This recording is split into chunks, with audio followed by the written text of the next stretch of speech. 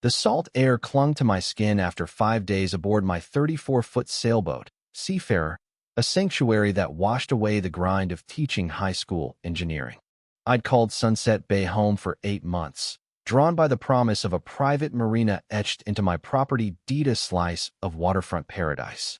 But as I steered toward my dock, a neon green sign screamed, HOA property, no docking, bolted to my post, with a yellow and black plastic chain slung across like a cheap crime scene.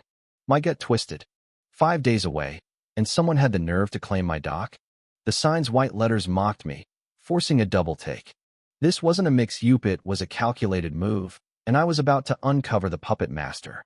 There she was, 20 feet away, fussing over roses in pristine tennis whites she'd never dirted. Margaret Voss, HOA president, cleared her throat with a smirk that could curdle milk. New HOA rule, Ethan, she drawled, like I was a slow student. We're tidying the waterfront for everyone's good. Good? My deed screamed exclusive docking rights, ironclad.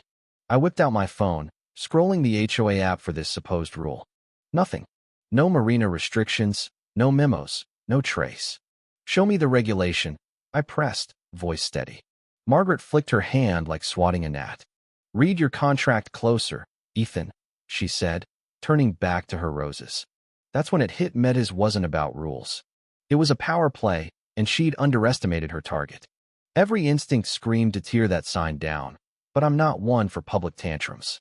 Instead, I snapped photos. The sign, the chain, the fresh drill holes in my post. Margaret's smug grin in the background. Her expression screamed personal vendetta. The sign's font didn't match the HOA's official signage, and the logo was a shoddy fake. Metal shavings dusted my dock. Someone had drilled this while I was at sea. The chain? A prop, not even secured, sliding easily when I tugged it. This was no policy. It was a mind game, and Margaret thought I'd cave. That night, I turned my dining table into a war room, spreading out my deed, HOA covenants, every scrap of paperwork from closing. Teaching teens has taught me liars bet on you not checking their work. My deed was airtight. Exclusive private docking rights, forever. HOA guidelines. Not a whisper of waterfront rules. I logged into the community portal, cross-checking deeds. Every waterfront owner had the same clause, exclusive rights. Either we were all delusional, or Margaret was spinning fiction. I'd bet on her lies. Morning brought a fancy letterhead, legal gibberish, claiming I'd violated Section 12B with a $100 daily fine. I laughed. I'd memorized every HOA rule the night before. Section 12B was a ghost. The HOA office phone rang to a generic voicemail about policy updates. The website? Stale for 6 months. I called 3 more times, same dodge. It felt like Margaret was running a solo con from her living room. Digging into the HOA's internal files, I struck gold. A document, uploaded 3 days ago, signed by Margaret alone, no board approval, inventing Marina rules from thin air. This wasn't mismanagement, it was theft. I'm an engineer. I build solutions. In my garage workshop, I crafted a counterstrike, a reflective, marine-grade sign reading, "Not your HOA." Bold, weatherproof, impossible to ignore. I mounted it above Margaret's fake sign, the contrast screaming defiance. At dawn, as I secured it, tiny claws clicked Margaret's chihuahua, Lady, heralding her arrival. "What is that?" she shrieked, her dog yapping like my sign was an intruder. "Just setting the record straight," I said, smiling. "Truth matters." Her face contorted shock, fury, panic. "I'm calling the cops," she spat. "Go ahead," I shot back. "Let's talk property rights." A crack of doubt flickered in her eyes. She hadn't expected a fight. Then she upped the ante.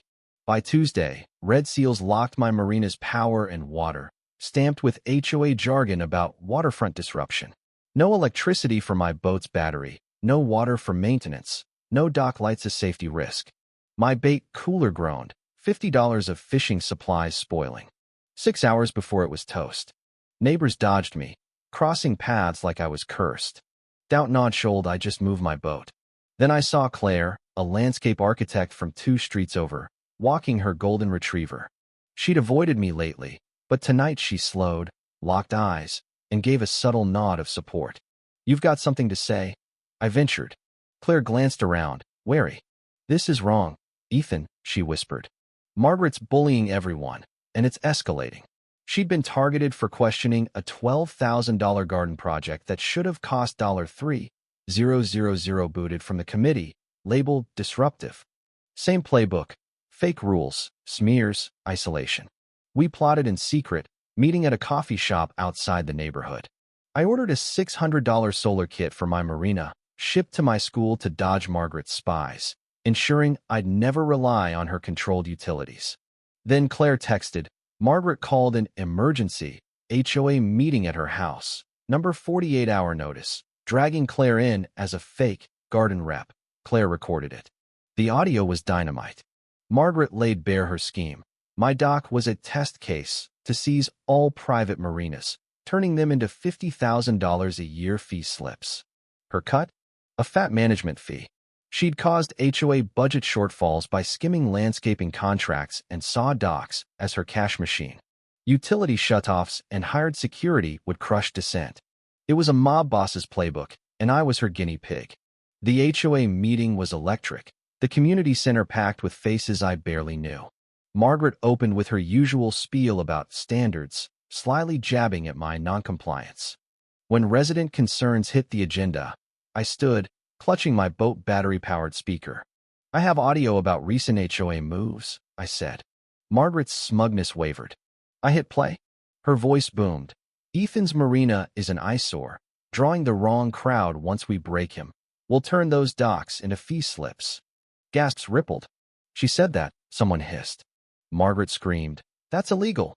But the tape rolled, exposing her utility shutoffs and dock-grabbing plot. Residents erupted, sharing tales of fake fines fences, gnomes, even wind chimes.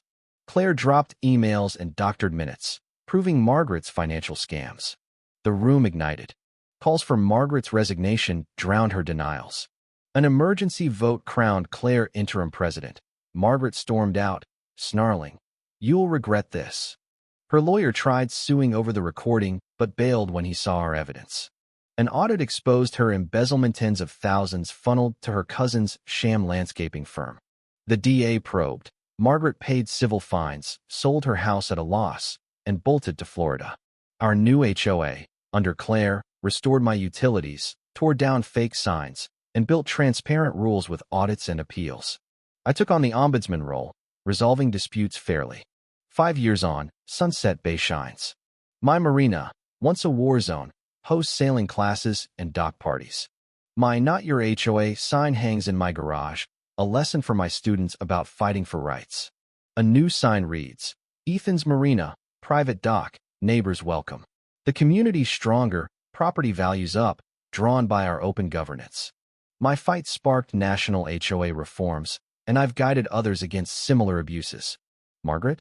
She's in a rigid Florida community, thriving under strict rules. She sent an apology. I accepted, no grudges. The real victory wasn't toppling her, it was forging a home where everyone belongs.